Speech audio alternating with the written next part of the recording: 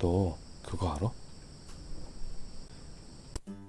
오늘 알려드릴 그림은 벨라스케스의 하녀들 혹은 시녀들로 불리는 그림입니다.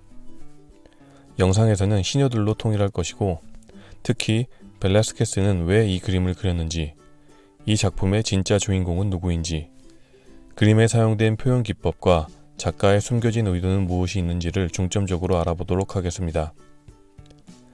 우리나라에 김홍도, 신윤복이 있다면 스페인에는 벨라스케스가 있다고 할 정도로 스페인의 대표 화가 중 한 명이며, 1599년에 태어나 1623년 24살의 나이에 스페인 궁정화가로 임명된 이후 1660년 사망할 때까지 평생 동안 궁정화가로 있었을 정도로 그 실력을 인정받았던 화가입니다. 당시의 국왕인 펠리페 4세는 벨라스케스를 매우 좋아하였는데요. 왕자인 카를로스가 죽자 죽은 왕자의 방을 벨라스케스의 화실로 줬고, 시녀들은 바로 그 장소에서 그려졌던 작품입니다. 그의 대표작 중 하나인 이 작품은 가로 316cm, 세로 276cm로 아주 큰 편에 속하며 현재 스페인 마드리드의 프라도 미술관에 전시되고 있습니다. 프라도 미술관에는 이 그림만을 위한 방이 따로 있을 정도로 특별 대우를 받고 있는 작품입니다. 벨라스케스는 사실적인 초상화를 그리는 것으로 매우 유명했는데, 그의 조수 중 하나인 후안 데 파레아라는 그림을 그리고 나서 파레아가 그 초상화 옆에 섰더니 초상화의 인물과 실제 파레아가 너무 똑같아서 사람들이 감탄을 자아냈다고 하며, 당시 유럽 국가들 사이에서는 벨라스케스가 살아있는 한 스페인 왕보다 뛰어난 초상화를 가질 수 있는 왕은 없을 것이다 라는 말이 있었다고 합니다. 시녀들의 제목은 본래 시녀들 및 여자 난쟁이와 함께 있는 마르가리타 공주의 초상화로 공중문서에 기록되어 있었는데, 이후의 문서에서는 벨라스케스의 초상화, 펠리페 4세의 가족, 가족도 등 여러가지 이름이 있습니다.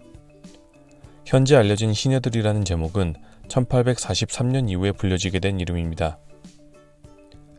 이 그림의 구성은 매우 독특합니다. 일단 가운데에 마르가리타 공주가 있으니 쉽게 마르가리타 공주를 주인공으로 그린 초상화 같지만, 옆에 그림을 그리고 있는 벨라스케스 자신이 그려져 있습니다. 이게 자신이라는 것을 사람들이 쉽게 알아차릴 수 있도록 손에다가 깨알같이 붓을 쥔 모습을 그려 넣었죠. 실제로 벨라스케스가 마르가리타를 그리고 있는 거라면 지금 영상을 보시는 분들께서 화면을 보고 계신 쪽에 벨라스케스가 위치해 있어야 하고, 그렇다면 벨라스케스는 실제 초상화의 저 위치에 있을 수가 없겠죠. 그런데 뒤에 있는 액자 안에 펠리페 4세 부부의 모습이 보입니다. 어떤 사람들은 이것이 거울이라고도 하고, 어떤 사람들은 그림이라고도 이야기하는데, 다른 그림들에 비해 해당 액자만 더 밝게 표현되어 있는 것을 보면 펠리페 4세 부부를 그리기 위해서 펠리페 4세 부부 쪽에 빛을 비추고 있으며, 이 모습이 뒤에 있는 거울에 비치고 있는 것이라고 보는 것이 더 타당해 보입니다. 그리고 초상화에는 나와 있지 않지만 펠리페 부부의 뒤편에도 거울이 있을 것이고, 벨라스케스는 이 거울에 비치고 있는 전체적인 모습을 그렸다라는 것이 그나마 합리적인 설명일 것 같습니다. 벨라스케스는 이렇듯 화가의 시점에서 볼 수 없는 장면들을 그려넣기 위해 종종 거울을 사용하였는데요. 벨라스케스의 또 다른 작품인 바로 누운 비너스를 보시면 비너스가 침대 위에서 등을 돌리고 누워있는 모습이 그려져 있습니다. 그냥 이 모습을 그대로 넣고 나머지는 관람자들의 상상에 맡겨놓을 수도 있었겠지만, 보지 못하는 곳까지 표현하길 즐겼던 벨라스케스는 굳이 그림에 거울을 들고 있는 큐피드를 등장시켜 관객들의 욕구를 충족시켜주고 있죠.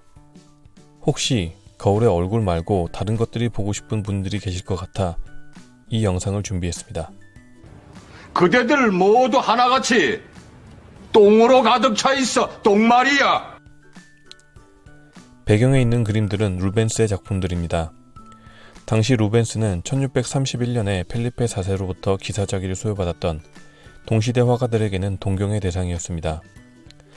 화실에 루벤스의 그림들을 걸어놓은 것은 루벤스에 대한 경외심과 그처럼 되고 싶다는 열망의 표현이었습니다. 펠리페 4세는 벨라스케스에게만 자신의 초상화를 그릴 권리를 주었고, 벨라스케스는 그를 위해 수많은 초상화를 그렸습니다.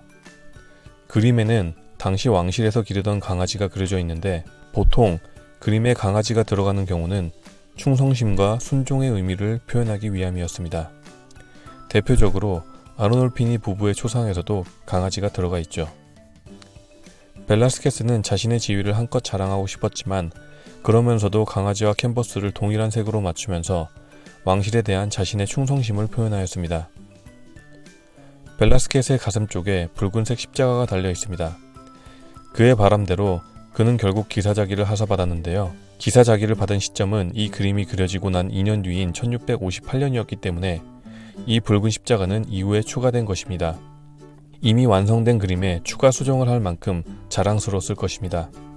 뒤편에 보이는 거울, 열려있는 문 등을 이용하여 초상화가 한정된 공간 안의 정적인 표현이 아닌 공간을 확장해 표현함으로써 정적인 초상화도 역동적인 작품이 될 수 있다는 것을 표현하였습니다. 이 작품은 펠리페 4세가 개인 집무실에 놓고 매일 볼 만큼 마음에 들어 했다고 하는데요.